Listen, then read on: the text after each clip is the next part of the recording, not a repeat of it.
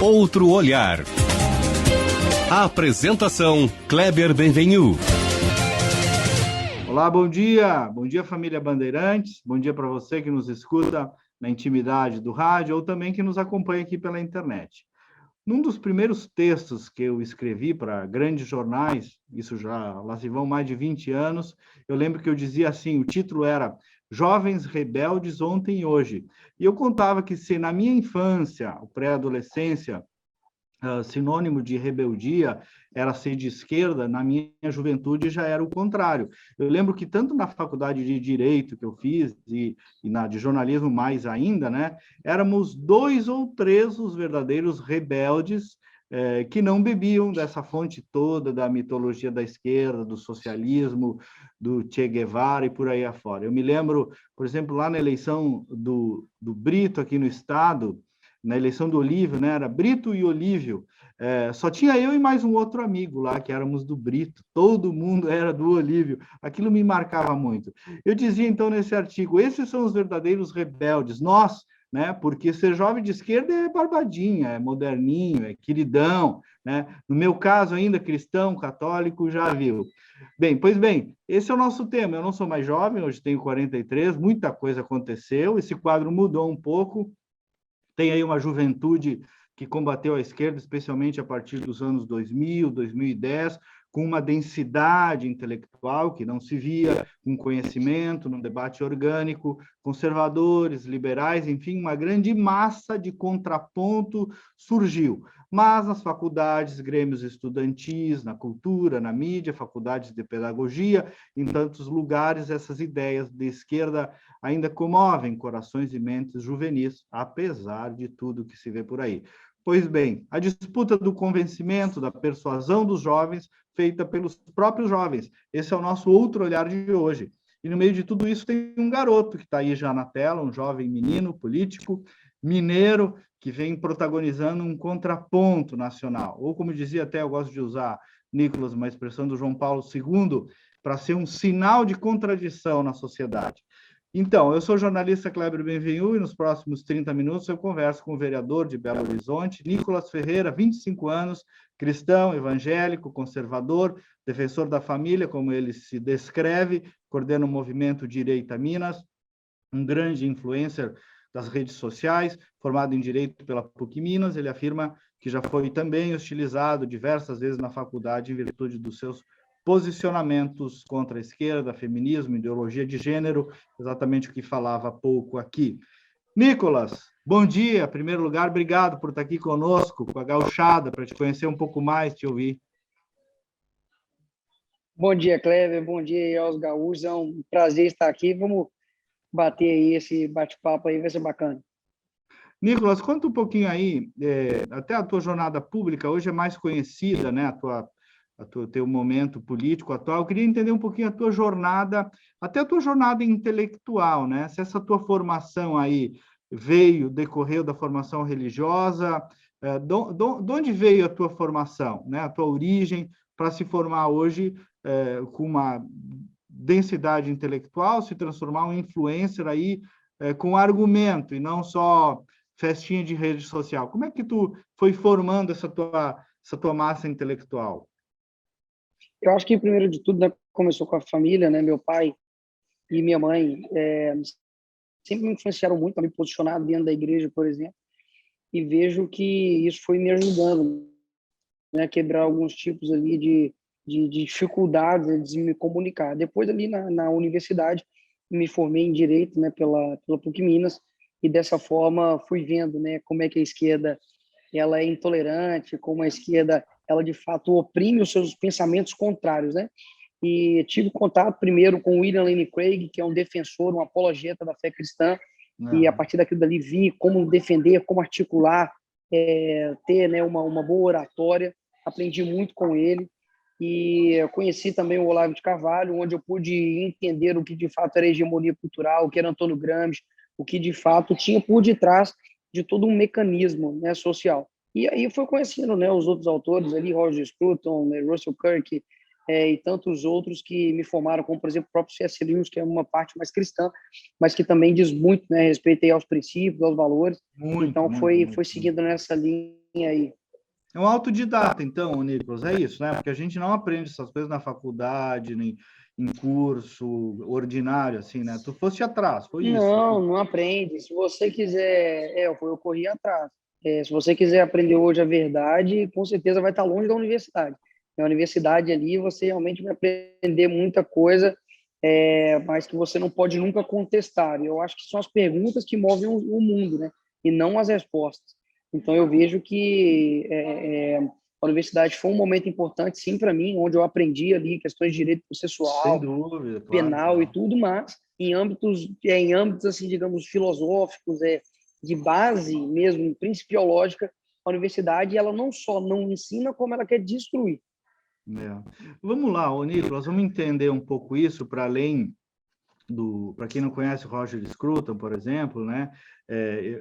Esse último vídeo, eu não sei Sim. se foi essa semana, eu tive acesso essa semana, uma sobrinha minha, dentista, que me mandou. Eu vou repetir aqui a tua frase, porque para introduzir, eu quero que tu me explique o que é ser um conservador, um defensor da família, que tem muita gente que demoniza isso, porque foi quando ali tu fizesse um contrafluxo argumentativo, desprezando até qualquer aderência mitológica em favor de alguém. Tu disseste assim: é impossível o Bolsonaro mudar o Brasil, é impossível um sindicato mudar o Brasil, é impossível um movimento mudar Uhum. o Brasil. Eu, como cristão, acredito que o que muda e consegue transformar as pessoas é Jesus.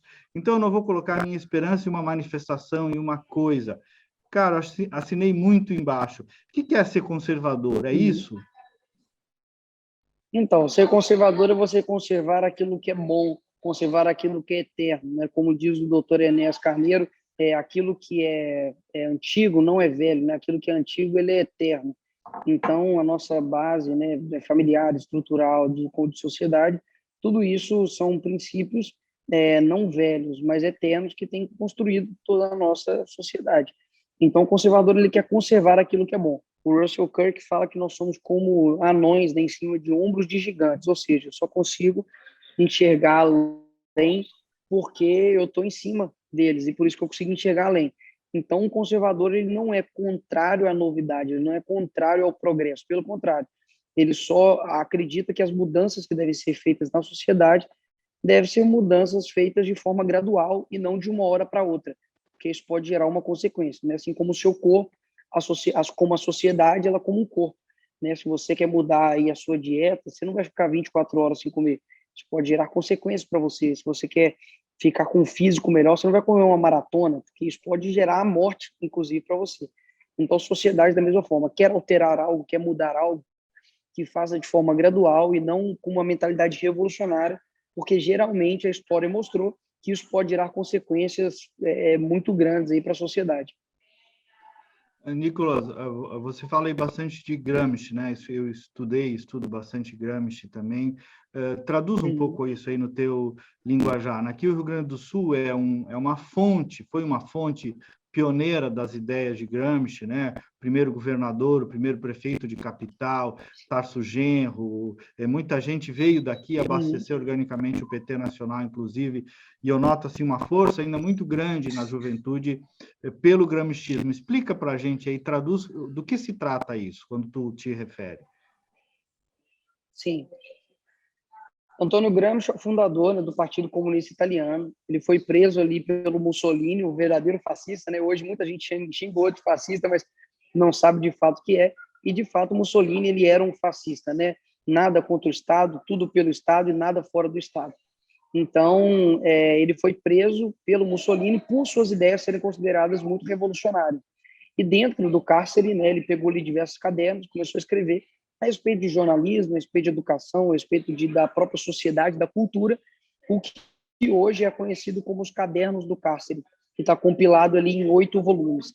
E lá ele traz algumas teorias. Uma delas diz respeito à hegemonia cultural, onde ele divide hegemonia e poder. A hegemonia seria o domínio psicológico das massas, e o poder seria o domínio sobre a administração pública, sobre o exército, sobre a polícia, que no caso seria o poder do Estado. E o que ele fala? Já não é mais uma guerra, né, de fato armada, né, como Marx propunha. Na verdade, através da cultura, você vai transformar as pessoas. Então, ele trazia, né, o círculo de cultura, que era dentro das fábricas, se reunia ali os operários, e através do diálogo você transformaria o homem em um novo homem. Então, é isso que o Paulo Freire fez, né, para dentro das escolas. Ele transportou o círculo de cultura das fábricas e jogou para dentro das escolas, a fim de não a escola ser um local de produção de conhecimento, mas ser um local de reprodução de conhecimento. Ou seja, você não precisa mais fazer uma revolução, porque você vai ganhar as bases e quando você tomar o topo, as bases já estão todas com você. Então, você não precisa fazer uma revolução, botar arma na cabeça de ninguém para poder fazer com que ela concorde com você, porque todos já estão pensando de uma forma hegemônica. Quer dizer, a esquerda substituiu a revolução das armas pela revolução cultural. E foi exatamente o que a gente viu aqui, a tomada dos movimentos de base da Igreja Católica, por exemplo, dos sindicatos todos, né, das corporações. Sim. É muito isso, né? Agora, Nicolas, ainda esse discurso, né, aí sim de Marx, ainda da luta de classes, né, meio hobbesiano que a esquerda faz, né, que o Lula faz muito, encarna isso simbolicamente muito bem, de defensor dos pobres, isso, embora só tenha elite lá, né? A esquerda é toda quase feita da elite, Sim. aquela manifestação do dia 12 ali, aquele palco de São Paulo, estava muito claro isso, né? Mas esse discurso de defesa do pobre, tu acha que é um troço que ainda que pega bastante, por exemplo, na juventude? Pega, porque assim, a esquerda ela é expert em propaganda, né? Desde a União Soviética eles eram muito bons em propaganda, né? Os próprios nazistas, né? Que é bom lembrar, né? Partido Nacional Socialista, né? E eles são muito bons em propaganda, em se mostrar algo que não são. Então, acho que isso cola ainda, né? De colocar como Lula pai dos pobres, de que ele está preocupado com o social, né? Na verdade, o socialismo não tem nada a ver com isso. Na verdade, é um interesse escuso ali por detrás e a gente precisa ficar muito atento com isso. É uma guerra de narrativas, né? É uma guerra de narrativas que a gente tem que ganhar jogando a realidade para as pessoas. Opa, pera lá, o Lula é o pai dos pobres? Então por que então que onde as ideias dele é aplicada tem miséria, né? Como em Cuba, né? Como na própria Venezuela, a própria Argentina agora está enfrentando, né, um recesso, uma recessão absurda. E aqui no Brasil não foi diferente, né? Abriu-se crédito absurdamente para as pessoas comprarem, mas não foi o Lula que acordou cedo para trabalhar para te dar o que você comprou, né? Então, assim, você usufrui do fruto do seu trabalho. E não porque o Lula foi lá e te deu ali algo para poder E você, os ricos se deram muito digamos, bem, né? conquistar aquilo, né? Os ricos se deram muito bem nos governos do Sim, PT, a época que banqueiros, mais cresceu, que teve empreiteiras, mais né? lucro de banco foi no governo Lula, né? E outra coisa que eu queria te perguntar, Nicolas, é sobre essa tua devoção a Deus, né, e a política, né? Como é que tu administra isso? Algumas pessoas acham que são mundos divergentes, não, são mundos conciliáveis, né? Como é que é um cristão na política? Às vezes algo tão incompreendido também. Então, o cristão ele foi chamado para ser luz e a luz ela tem que brilhar na escuridão, né? Não faz sentido a gente sair do mundo e deixar com que a política seja governada por quem não possui um caráter do reino. Então, eu vejo que o cristão ele tem que ser um bom advogado, ele tem que ser um médico, ele tem que ser um bom padeiro, um bom qualquer profissão, desde que seja para a glória de Deus. Então, eu vejo que eu tenho um papel dentro da política, né, de que é mostrar, de fato, o que é ser um cristão conservador dentro dessa área. Então, a gente não pode se eximir de estar na política, né? Durante a pandemia, por exemplo, foram fechadas igrejas por conta de uma determinação política, né? E aí eu vou deixar isso para pessoas que não possuem a mesma cosmovisão que a gente. Você está entregando um poder gigantesco para pessoas que não possuem a mesma visão que a gente do mundo. Então, o que aconteceu é isso, né? Hoje a gente está colhendo o fruto da nossa omissão. Né? Se hoje o Brasil tem mais aí de 80% de cristãos e o nosso Brasil continua sendo o nosso Brasil, é porque a gente não tem sido de fato cristãos, né? Acho que o Brasil não precisa mais de pessoas cristãs que falam sobre o cristianismo. Acho que o Brasil precisa de pessoas que vivam o cristianismo. São coisas bem diferentes. Então, não é algo antagônico. Né? Se a gente não se envolver, outra pessoa vai envolver. Não existe espaço vazio na política, né? Se você não ocupa, outra pessoa vai ocupar. E é melhor eu ocupar do que um comunista, né? Também acho. O Nicolas, o Lula falou numa incomum autocrítica, uma das coisas internas deles, que o PT não soube conversar com os evangélicos, que é o teu caso, não é o meu, né? Porque com os católicos, em grande medida, eles souberam conversar e levaram uma parte significativa da Igreja Católica, infelizmente, que se tornou mais militante do que confessional. Hoje já tem contrafluxo sobre isso. Bom, por que o PT não entrou tanto nos evangélicos? Eles vão tentar? Como é que tu enxerga essa luta de Eles argumento, vão né? tentar, o próprio Lula mesmo já disse que eles vão se aproximar dos evangélicos, dos pastores, eles conseguiram ganhar, né, boa parte dos católicos, através ali do Frei Beto, Leonardo Boff e toda a teologia da libertação, e agora estão entrando na igreja evangélica através da missão integral, né, que diz respeito basicamente a um evangelho mentiroso, né, onde é um evangelho somente de caridade, de lutar contra a desigualdade, sendo que Jesus Cristo nunca pregou isso, no sentido de que isso não é o objetivo do evangelho. Jesus veio nessa terra não foi para poder acabar com a pobreza, foi para poder pagar um preço que você não conseguia, ponto, trazer salvação. Nem Então só eles de pão o distorcem o homem evangelho. viverá, né, Nicolas? Exato. É. Então eles querem se aproximar disso porque sabem que os evangélicos possuem um poder político muito grande ainda, né, no Brasil. Então a gente tem que ficar atento, né, com isso, para que isso não ocorra, assim como que ocorreu na Igreja Católica, né? E o Lula, inclusive, deu uma declaração há pouco tempo, né, dizendo que quando ele ganha, se ele ganhar as eleições, ele vai colocar os padres e pastores no lugar deles, né? Falando que todo mundo tem liberdade de expressão, mas um pastor e um padre não pode ser defensor de um genocida, né? Ou seja, se um cara ele é socialista e é cristão, ou ele não sabe nada sobre cristianismo, ou ele não sabe nada sobre socialismo, né? De duas, uma. Cara, e essa doideira aí do país, Nicolas, só tem dois lados dessa força aí? Dia 12 mostrou que é, qualquer outra tentativa acaba reforçando o lado do Lula. Como é que tu tá vendo essa loucura toda? Dia 7 mostrou que realmente a mídia ela engana a própria realidade, né? Existe uma regra no jornalismo que é nunca discuta com a imagem, né? Foi gigantesco. Eu estive em Belo Horizonte, em São Paulo também, manifestações enormes.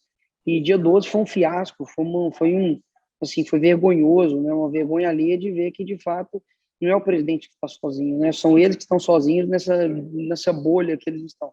E aí você tem lá a MBL reunido com Ciro, reunido com João Amoedo, reunido com Joyce Halsemann, e só pessoas realmente que fazem parte de uma velha política de muito tempo. Eu sei que ninguém é perfeito, ninguém é santo nessa história, mas existe um lado que você tem que perceber que as suas ideias, a qualidade delas não é só por quem está com você, é por quem também é contra você. Então, quem está do lado contrário é PT, PCdoB, é Partido Socialista, é UNE, é MST, é Boulos, os artistas globais. Então, assim, as manifestações deixaram muito claras, né? O lado que tenta, pelo menos, fazer o correto e o lado que está realmente lutando contra o Brasil. Né? Uma torcida gigantesca para poder o Brasil ficar pior, para que eles dominem o nosso país. Você conhece o Rio Grande do Sul aqui, Nicolas? Tem amigo aqui? Tem algum político que você tenha Ainda relação? não. Não? Não. Mas vou para isso, se Deus Vai. quiser. Não te convidarem, tem que vir aqui conversar, conhecer. O estado tem Pois é, diversas. eu vou, se me convidar, eu vou embora. Olha aí, ó, tá no ar já. Com certeza não vai faltar convite aí na tua agenda. Eu vi também aí o João, nosso produtor, levantou que tu defende aí em Belo Horizonte que as escolas tratem de temas como o empreendedorismo e a educação financeira, né, Nicolas? Que é uma coisa que Isso. também não se fala na educação e faz bastante falta, Uhum. né? Sim, eu fiz um projeto de lei para poder incluir empreendedorismo e educação financeira dentro das escolas. Né? Eu acho que hoje nossos jovens eles não sabem nada sobre isso e acaba que gastam o dinheiro de forma errada e acaba não tendo uma visão empreendedora, não conseguindo administrar bem o seu dinheiro, e a gente precisa, né, colocar isso nas nossas crianças, nossos adolescentes, para que eles invistam na bolsa, para que eles criem ali o seu próprio negócio e não fiquem dependendo do Estado babá, né? Um Estado que tudo provê, mas depois vem a conta ali, né, nos seus impostos, tanto diretos quanto indiretos. Né? Então, é uma proposta, um projeto de lei que eu fiz e está caminhando. Vamos ver se vai dar certo. Nicolas, eu gosto de fazer uma pergunta que é a seguinte: na hipótese de o Lula ganhar, o que vem por aí? Por exemplo, aborto e controle da mídia? Que mais? Então, aborto e controle da mídia, com certeza, né? No tanto que no plano de 2018 do governo Haddad e Manuela Dávila estava bem explícito: regulamentação da mídia. Eu li todo o projeto, todo como é que fala? Todo o projeto Plano de de governo governo? plano de governo do Haddad e da Manuela Dávila, estava lá bem explícito: regulação da mídia.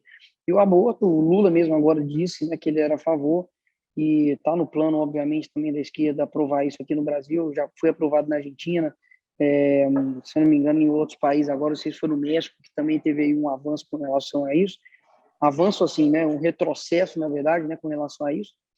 E aqui no Brasil vem legalização das drogas, aumento, né, do poder do Estado, fazendo com que mais pessoas fiquem dependentes do Estado e assim consiga, né, ter uma amarra ali de votos e um patrulhamento ideológico muito grande, principalmente sobre pessoas de direita, né? Então, boicote, né, na mídia, nas redes sociais, de quem pensa diferente, né? Então, acho que a gente esperar um governo, né, de esquerda aqui no Brasil é realmente esperar algo pior, né? Não só no âmbito econômico, mas principalmente no âmbito moral e de princípios e valores. Nicolas, muitos aí do que possa se chamar dessa nova direita aí, né, se perderam no caminho, alguns se mostraram absolutamente ridículos, alguns não foi Sim. novidade. Eu pedi para te entrevistar, porque eu noto aí um perfil diferente, né, tem uma densidade intelectual, tem Uhum. uma juventude também. Tu nota esse papel que tu está fazendo aí de uma figura diferente no cenário do país? Como é que tu está te percebendo também para não perder as tamancas e não descolar do chão, né? Que isso é bem comum de acontecer. Eu fui chefe da Casa Civil aqui do Estado e um amigo meu, por sinal evangélico, me disse assim: Kleber, reza todos os dias para ter humildade. Não te esquece disso. E tu sabe Uhum. que seguidamente eu me lembrava de manhã daquilo. Sim. Como é que tu lida com isso também, com essa tua ascensão e como é que tu vê o teu papel nesse Cara, momento da história do país? então, Kleber, eu fico muito tranquilo com relação a isso, de verdade, com relação a meus posicionamentos, botar o pé no chão, porque eu sei que não é sobre mim, é sobre ele, e eu sei que tudo que eu alcancei hoje, que seja ter a quantidade de seguidores que eu tenho, de eu ir em programas que eu sonhava em ir, eu sei que isso é ele, não é eu, é para poder engrandecer o nome dele. Então, eu fico com o meu pé no chão, eu ainda continuo indo na minha mesma igreja, que é a do meu pai, continuo indo na favela onde eu nasci, jogo bola, estava jogando bola esses dias com os meus amigos, mesmo ambiente, mesmo local. Então, assim, caráter é aquilo que se mostra todos os dias, né? E eu tenho a capacidade de colocar a importância exata em cima sobre cada coisa. Então, não vou sair colocando importância em roupa, em coisas materiais, em carro, em poder e dinheiro. O que eu tenho como missão aqui realmente é influenciar pessoas, é passar o que está dentro de mim e colocar dentro das pessoas, seja no jovem, adolescente, no adulto, no velho, na criança. Então, assim, lógico que eu oro todos os dias para que Deus me mantenha firme, porque também não tem nenhum super-herói, né, nesse mundo, e que ele me mantenha, né, um homem reto, né, assim como foi Daniel, assim como foi Davi, e que por mais que a gente erre e fale, meu coração sempre esteja voltado à vontade dele, não a mim. E isso é um tipo de coisa que a oração é o remédio mais eficiente, né, para controlar a nossa Com vaidade, certeza. mais do que nós mesmos, né, o Espírito Santo, né? Ô, Nicolas, e ano que Hum. vem, o que que tu vais fazer? Então, virar Tu o deve estar ano, né? cansado de responder isso, Vai, mas eu também sou vai ser jornalista. 2022. Não, não tem problema, não. É tranquilo essa pergunta. Muita gente, e eu fico feliz com isso, né, com as expectativas. Tem gente que fala, inclusive, governo de Minas. Eu não consigo sair para governador nem senador por conta da legislação, né? Eu tenho que ter 35 anos, mas para deputado eu posso sair. Então, eu tenho um sonho de sair para deputado federal e vamos ver como isso anda. Eu realmente estou focado em Belo Horizonte, como vereador, estou fazendo meu trabalho e isso não sou eu que decido. Eu vou sair. Não, quem decide são as pessoas, são elas que vão votar em mim. Então, eu estou esperando para ver se realmente eu bato o martelo com relação a isso, se serei mesmo candidato ou não, mas continuo fazendo meu trabalho aqui. Mas um sonho que eu tenho, de fato, é chegar a federal.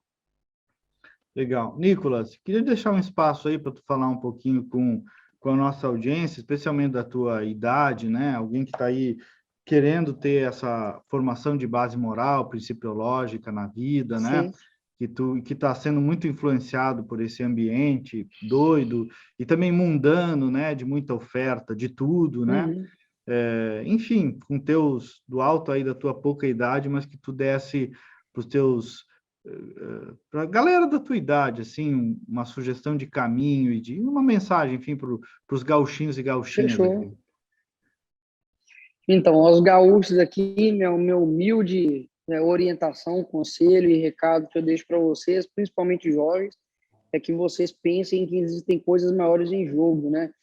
Não fica pensando somente no final de semana. Eu vejo que toda ação nossa tem uma consequência, então não viva achando que você vai viver para sempre. Tente buscar realmente o sentido da sua vida, e isso vai fazer com que você passe por dificuldades, sofrimentos de forma melhor. Não ignore o sofrimento, a dor na sua vida. Opa, Não pode seguir, o áudio está pronto, perfeito. voltou. Não ignore a, não ignore a dor e o sofrimento na sua vida, porque ela é uma professora e ela te ensina muito. Então, hoje, enquanto o mundo quer que você ignore a dor, ela está querendo fazer com que você ignore um ensinamento muito grande. E não acho que política é meramente cargo político, é expressão partidária. Política diz respeito à influência. Então, tome cuidado com aquilo que você está alimentando a sua alma, através de músicas, através de filmes, de amigos, de pessoas que estão em volta de você, porque você não é um robô, você não é alguém que não possui sentimentos, e pode ter certeza que se você está vivo é porque você tem um propósito a fazer. Busque com todas as forças, todos os dias acordar e buscar o seu propósito. Depois que você descobrir ele, pode cair o mundo, não importa, nada consegue parar alguém com um propósito. Então é isso que eu deixo para vocês. Isso não é algo que eu ouvi falar, é algo que eu vivo e que realmente Cristo me salvou, me deu uma nova vida, uma forma de enxergar o mundo muito melhor. Isso quer dizer que eu estou isento de guerra? Pelo contrário, muita guerra.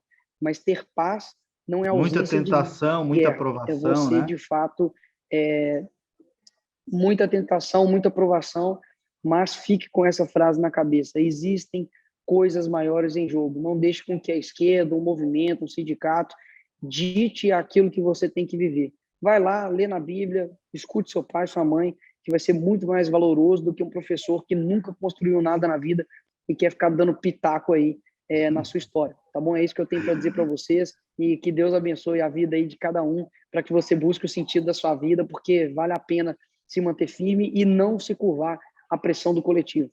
É isso aí. A gente resistiu, né, Nicolas? Eu resisti desde quando tinha cabelo, hoje não tenho mais.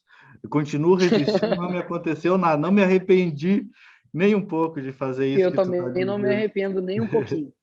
Estou aqui com os meus 3 filhos lindos, minha esposa, glória a Deus, e vamos em frente, né? Não sem Amém. perrengue, como tu disse, aprendendo com o sofrimento também. Eu sempre falo disso nos meus espaços. Obrigado, querido, pela tua gentileza, pelo teu carinho. Deus te abençoe, né? E Que que isso. siga iluminado aí, Amém. cuidando do país, tá? Muito bem. O outro Amém. olhar... Muito obrigado, Kleber. Pois não, pode concluir. Muito obrigado aí aos ouvintes aí do Outro Olhar. Deus abençoe vocês, aos gaúchos aí. Espero conhecer Rio Grande do Sul e vai ser um prazer encontrá-los. E espero que tenha somado um pouco aí na vida de vocês aí, de quem escutou e quem acompanhou aí. Muito obrigado mesmo, de verdade. Um abração. Muito bem, queridos ouvintes da família Bandeirantes, a MFM, o nosso programa é produzido pelo jornalista João Vargas, sob a coordenação da Critério, resultado em opinião pública. Nós voltamos no próximo sábado com mais uma edição. Até lá, bom fim de semana!